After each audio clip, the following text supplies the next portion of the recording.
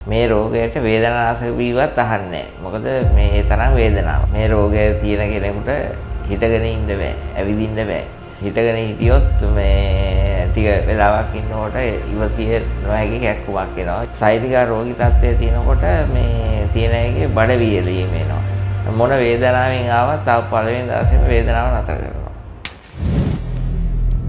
ගුරුන්නාන්සේ හොහොන් එන නමෝ විත්තියෙන් කුරුණෑගල නගරයට ආසන්න වැහැරනම් ගමේ සුවසිත ආයුර්වේද බෙහෙත් ශාලාවේ කැඩුම් බිදුම් පිළිබඳ විශේෂඥ පාරම්පරික වෛද්‍ය WAD පද්මසිරි උඩගම නම් වේ.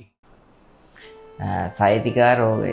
මේ රෝගය එන්නේ පාදයේ කොන්දේ සිට කකුලක් දිගට එන වේදනාව. කොන්දේ සිට පාදයක් දිගට එන වේදනාව. මේක සයිටිකා කියලා හිතන් කියනවා. මේ රෝගය තියෙන කෙනෙකුට හිටගෙන ඉන්න බෑ. ඇවිදින්න බෑ.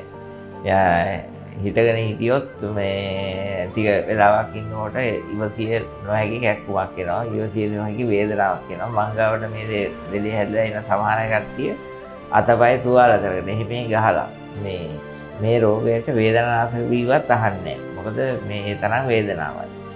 මේ සයිටිකා රෝගී තත්ත්වයට ඒ රෝගී අවස්ථාව බලලා ඒකට නිසි ප්‍රතිකාර කරනවා. මේකෙන් වෙන්නේ අර සමහර අයගේ කකුල් වල නහර ගැට ගැහෙනවනේ. ඒ වගේ සමහර අයගේ මේ උකුල තුනටිය ඒ හරිය නහර මේ ගැට ගැහිලා ඉදි වෙනවා සමහර අයගේ. ඉතින් මේකට සම්පූර්ණ ප්‍රතිකාර කරන්නේ පාදයේ වල්ලුකට මොන වේදනාවෙන් ආවත් තාම පළවෙනි දවසේම වේදනාව නතර කරනවා. ඉතින් මේ ඒ සම්පූර්ණ ප්‍රතිකාර කරන පාදයේ වල්ලුකට මේ ප්‍රතිකාරය වල ක්‍රමයෙන් මේ රෝගීන් සම්පූර්ණයෙන් සුවපත් කරගන්න පුළුවන්. මේ සෛනික රෝගී තත්ත්වයේ තියෙනකොට මේ තියෙන එකේ බඩ වියලීම එනවා. ඉතින් බඩ වියලීම කියන්නේ මේ මල පහ කරන්න උවමනාව තියෙනවා පිට වෙන්නේ. මෙහෙම ගතියක් තමයි තියෙන්නේ. ඉතින් මේ වෙන්නේ ඒ සෛනික රෝගී තත්ත්වයේ තියෙද්දි ඒ කොටස ඉදිමෙනවා. ඒ කොන්ද උකුල ආශ්‍රිත තදබල ඉදිමුවක් එනවා. මේ ඉදිමුවට අඳෝ මාර්ගය ඇහිරෙනවා. ඉතින් මේකට තමයි මේ බඩ වේදන්න ගන්න. බඩ වේදන්න ගත්ත කෙනෙක්ගේ අර තියෙන අමාරු තවත් දෙගුණ තෙගුණ වෙලා වැඩි වෙනවා. ඉතින් මේකට සම්පූර්ණ ප්‍රතිකාර කරන්නේ පාදයේ වල්ලුකට. පාදයේ වල්ලුකට ප්‍රතිකාර කිරීමෙන් සම්පූර්ණ සුවපත් කරගන්න පුළුවන්. මොකද රෝගී තත්ත්වය දැන් සයිටිකා රෝගය කියමු. ඒ සයිටිකා රෝගයේ තියෙනවා පළවෙනි අවස්ථාව, දෙවෙනි අවස්ථාව, තුන්වෙනි අවස්ථාව.